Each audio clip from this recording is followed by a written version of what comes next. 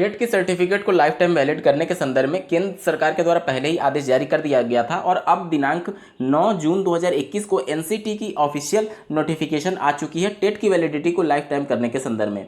यहाँ पर आप देख सकते हैं सभी राज्यों को ये पत्र लिखा गया है और उनको निर्देशित किया गया है कि अपने राज्य से संबंधित जो भी शिक्षक पात्रता परीक्षा के पहले सर्टिफिकेट इशू किए गए थे, अब उनको लाइफ टाइम करने के क्रम में जो प्रमाण पत्र एक्सपायर हो चुके हैं उनको फिर से इशू किया जाएगा। दिल्ली सरकार के द्वारा DSSB के माध्यम से शिक्षकों की बड़ी भर्ती का विज्ञापन जो जारी किया गया था प्राथमिक स्तर और टीजीटी और साथ ही नॉन टीचिंग स्टाफ्स के लिए, उसके संदर्भ में 8 जून 2021 को एक बार फिर से नोटिस जारी करके कुछ क्लैरिफिकेशन किया गया है एजुकेशनल क्वालिफिकेशन में। जैसा कि आपको ज्ञात होगा कि पहले जो नोटिस जारी हुआ था उसमें टीजीटी वाले कॉलम में एक शब्द लिखा हुआ था कि वहाँ पर डिप्लोमा इन एजुकेशन, जो कि सीधे सीधे ये बता रहा था कि डीएलएड वाले भी टीजीटी के लिए पात्र हैं।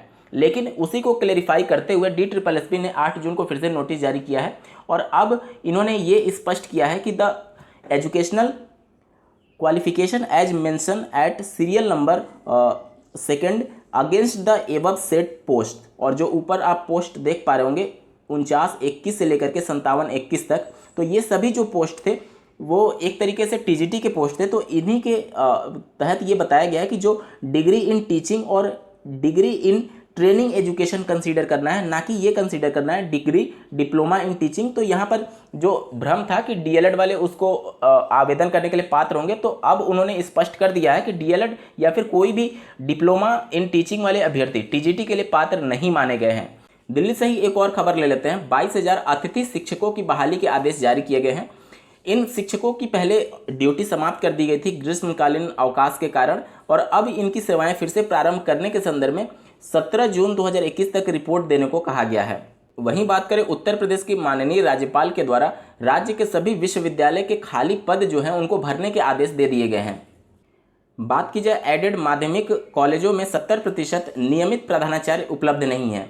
यहाँ पर उत्तर प्रदेश की बात की जाए तो 4511 एडेड माध्यमिक विद्यालय हैं, जिसमें 2883 में अस्थायी कार्यवाहक प्रधानाचार्य कार्य कर रहे हैं। केवल 1628 ऐसे विद्यालय हैं जिसमें नियमित प्रधानाचार्य हैं।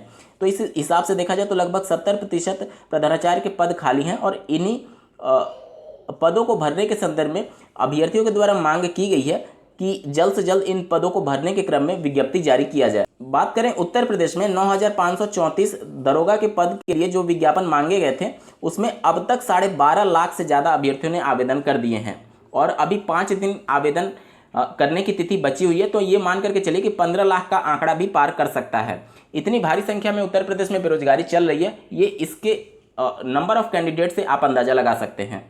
प्रदेश की वर्तमान सरकार वर्ष 2017 में जब विधानसभा चुनाव हो रहे थे तो शिक्षा मित्रों को लेकर के काफ़ी संजीदा थी और उन्होंने शिक्षा मित्रों से वादा किया था कि अगर उनकी सरकार बनी तो तुरंत एक कमेटी बना करके उनकी सभी समस्याओं को समाप्त किया जाएगा। कमेटी बनाई भी गई, लेकिन इस कमेटी ने अपनी रिपोर्ट क्या सौंपी है ये फाइलों में ही बंद होकर के रह गई है। शिक्षा मित्रों की बहुत सारी समस्या हैं।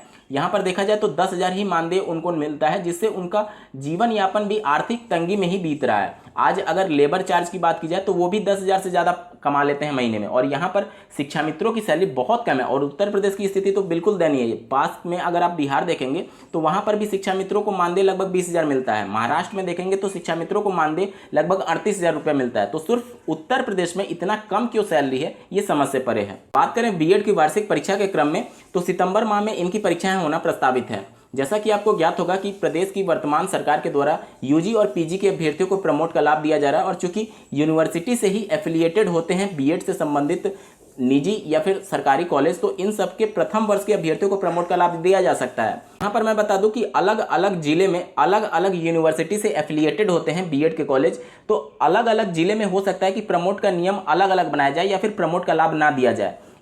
अगर आप उत्तर प्रदेश में डीएलएड के अभ्यर्थियों को देखेंगे तो उनके लिए सिर्फ एक बोर्ड है, पीएनपी या फिर एससीईआरटी, जो कुछ फैसला लेती है उसी के अनुसार उनकी परीक्षाएं होती हैं। लेकिन बीएड में आप देखेंगे तो अलग अलग जिले में अलग यूनिवर्सिटी से संबंधित होने की वजह से उनके नियमों को उनको पालन करना होता है। इस वजह से आप देखेंगे कि कहीं पर प्रमोट दिया जा रहा है और कहीं पर अभ्यर्थियों को प्रमोट का लाभ नहीं दिया जा रहा है। वहीं बीएड द्वितीय वर्ष की परीक्षा हर हाल में होना प्रस्तावित है, क्योंकि अंतिम वर्ष या फिर अंतिम सेमेस्टर के अभ्यर्थियों को प्रमोट का लाभ नहीं दिया जा सकता कमेटी की रिपोर्ट के अनुसार। तो इनकी परीक्षाएं सितंबर में होना प्रस्तावित है। स्क्रीन पर आप देख पा रहे होंगे चौधरी चरण सिंह विश्वविद्यालय के बारे में ये आर्टिकल है और इनकी परीक्षाएं सितंबर में होना प्रस्तावित है। वहीं अगर बात करें ओपन यूनिवर्सिटी की, तो OMR बेस्ड इनके एग्जाम होने वाले हैं। जैसा कि आपको ज्ञात होगा, प्रदेश सरकार ने ऑब्जेक्टिव टाइप क्वेश्चंस और OMR संबंधित प्रश्न पत्र बनाने के लिए ही आदेश दिए हैं कि जिससे कम समय में अभ्यर्थियों का मूल्यांकन हो सके। तो दोस्तों, ये थी आज की कुछ प्रमुख खबरें। आपको ये वीडियो कैसा लगा कमेंट के माध्यम से जरूर बताइएगा, और ऐसे ही महत्वपूर्ण अपडेट्स के लिए चैनल को सब्सक्राइब करना ना भूलें। इस वीडियो को देखने के लिए आपका बहुत बहुत धन्यवाद। भगवान करे आपका दिन शुभ।